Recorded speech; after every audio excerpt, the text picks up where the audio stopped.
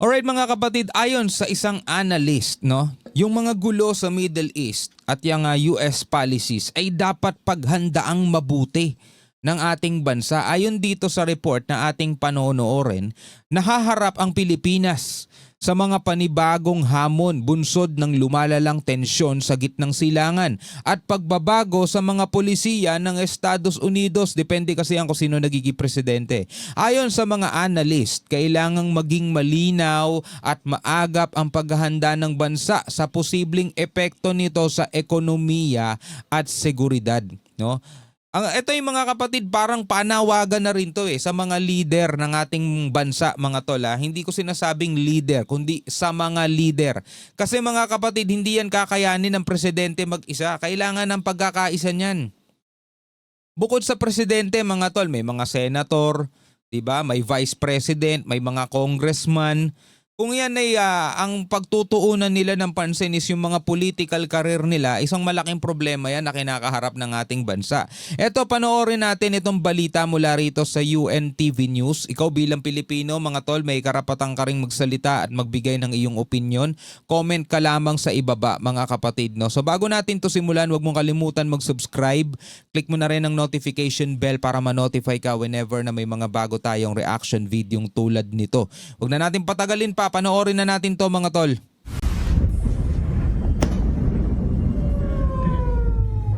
Malalakas na dagundong at hiyawan ng mga taong apektado ng giyera ng Israel at Iran. Ang ingay na ito ay umalingaw-ngaw bilang pangamba sa maaaring maging epekto nito sa mga maliliit na bansang tulad ng Pilipinas na umaasa sa langis ng iba. Yun nga hindi man tayo direktang apektado ng mga bombahan nila mga tol, pero apektado naman tayo pagdating sa mga krudo sa langis, which is yan ay nagkakaroon ng domino effect sa atin. Once na tumaas mga tol ang presyo ng krudo, tumataas lahat ng presyo ng bilihin. Sa unang mga linggo ng gulo sa gitnang silangan, umalo sa higit $70 per barrel ang crude oil sa pandaigdigang merkado. Dahilan naman upang sumipa ang presyo ng produktong petrolyo sa Pilipinas. Si Pangulong Ferdinand Marcos Jr. naghahanda na rin sa posibleng epekto ng giyera sa gitnang silangan sakaling ito ay lumala. Well, again, we're starting already with the assumption that the oil prices will in fact go up, and I cannot see how it will not. Because the Straits of Hormuz will then be blocked if it escalates. The oil cannot come out of its sources, so the prices will certainly be affected.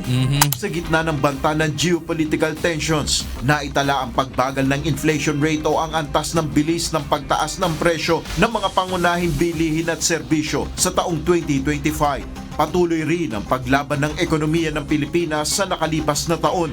Good news yun mga tol para sa atin. Kasi kahit na gano'n ang nangyayari sa ibang bansa, di ba nagkakaroon ng kaguluhan, kahit papano nagagawa ng paraan ng ating gobyerno na pigilan, no? Nagiging stable yung inflation mga tol dito sa Pilipinas. Malaking hamon sa Administrasyong Marcos ang pagharap sa mga problemang ito dahil sinabayan naman ito ng ingay sa politika. Isa pa yan. Awayan ng mga makapangyarihang pamilya sa pagitan ng mga Marcos at Duterte. Kaya nga maganda yung ginagawa na lang ni PBBM. Focus na lang siya sa trabaho niya kaysa sumagot sa mga batikos, di ba? Ayon sa political science professor na si Dennis Coronacion, dapat ng pagtuunan ng pansin ng mga lider ng bansa ang mga problemang direktang nakakaapekto sa sikmura ng mamamayan at isang tabi na ang politika.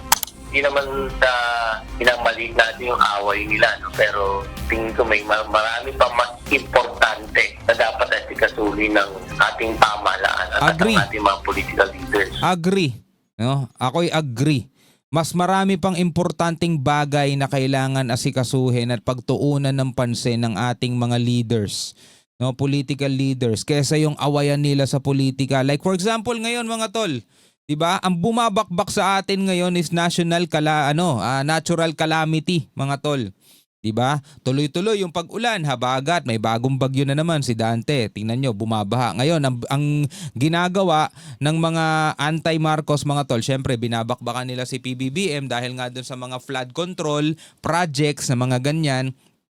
Which is nakalimutan ata ng mga mamamayang Pilipino na mula pa naman noon, 'di ba? Kahit naman yung ipinaglalaban nilang leader, kahit naman yung ipinaglalaban nilang mga presidente, hindi rin naman agad-agad na solusyonan yung problema natin sa baha. Alam nyo kung bakit? Kasi kahit na bilyong-bilyong piso ang gastusin ng pamahalaan natin, mga tol, dito sa mga flood control projects na to, pero kung hindi pa rin naman nawawala, no, yung mga basurang itinatapon ng mga balahura nating mga kababayan sa kung saan-saan na bumabara, no, sa mga daluyan, sa mga pumping station, mga tol, wala, babaha pa rin sa buong kamay nilaan. Overpopulated tayo rito, mga tol. Kita niyo yung mga basura, mga nagkalat, 'di ba? Anong klaseng isipan para isisi natin lahat 'yan sa pamahalaan? Hindi ba natin nakikita yung sarili natin na minsan tayo rin ang gumagawa ng problema natin? 'Di ba? Kahit naman 'di ba sa mga lumang kanta, pag sinabing basura mo, babalik sa iyo pag bumaha, tignan niyo ngayon, 'di ba? Sa mga video, sa mga balita, anong mga nakakalat, mga basura. Mga basurang nakakalat, yun ang bumabara, kaya bumabaha, mga tol. Problema natin, mga tol, wag natin lahat isisi sa kanila dahil kasalanan din natin yan. Tulad na lang halimbawa yung hindi magandang performance ng ating ekonomiya. Ibig sabihin, inflation na natutuunan pa ng pansin. Wala pang katiyakan ngayon kung natapos na ang tensyon sa gitnang silangan. Kaya naman hindi pa nawawala ang banta nito sa ekonomiya ng ibang mga bansa.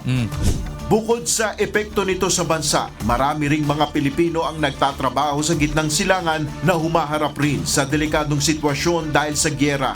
May ilan na nagbuwis na rin ang buhay dahil sa gulo.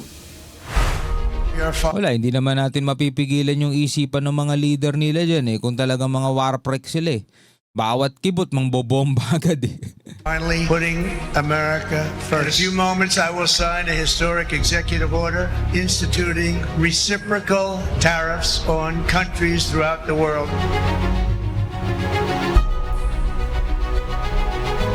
Eto mga tol, yung pagpunta ni PBBM ngayon dun sa Amerika is para nga pag-usapan etong trade deal ng Pilipinas at Amerika dahil pinatawan tayo ng 20%, di ba? Pero ayon sa mga balita, mga tol, ay ibinaba ng 19%, no? Hindi man ganun ka significance yung pagbaba, mga kapatid. 19% parang hindi mo pa rin mararamdaman no? 19% lang.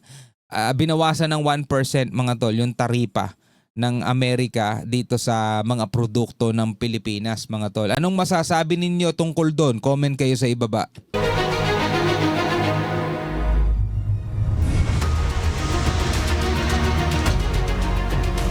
Isa sa mga hinarap na hamon ng Pilipinas ay ang mga pagbabago ng polisiya ng Trump administration, lalo na ang ukol sa immigration at ang pagpapataw ng mataas na taripa. Pagkaupo pa lang ni US President Donald Trump, agad nitong ipinatupad ang reciprocal tariff sa mga produktong mula sa ibang mga bansa, kabilang ang Pilipinas na pinatawan ng 17%.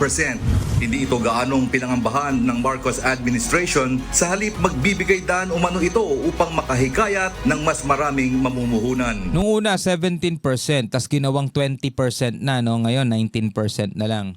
It will make sense for them to come to the Philippines at mas mura ang taripa kung dito gagawin yung mga produkto nila at kung yan ay ibebenta sa Amerika. Pero nagbago ang pananaw dito ng kasalukuyang administrasyon matapos taasan sa 20% ang reciprocal tariff sa mga produktong inaangkat ng Estados Unidos mula sa Pilipinas. Narinig yung sinabi natin ganon. Ganon. So gagawa kayo ng diskarte at yung ibang mga bansa na pinatawan namin ng mataas na taripa, dadaan muna sa inyo para mas mababa ang tarif. O di patungan namin kayo ulit na mas matindi. Well, yun ay haka-haka lang naman, no? Kaya nakipagdialogo pa rin ang Pilipinas sa US dahil sa banta na ito ng mas mataas na taripa. We are concerned that the US has decided to impose a 20% tariff on Philippine exports. The fact remains, however, that the 20% rate is the second lowest among all reciprocal tariffs that the US has imposed on the region. the lowest being the 10% of Singapore.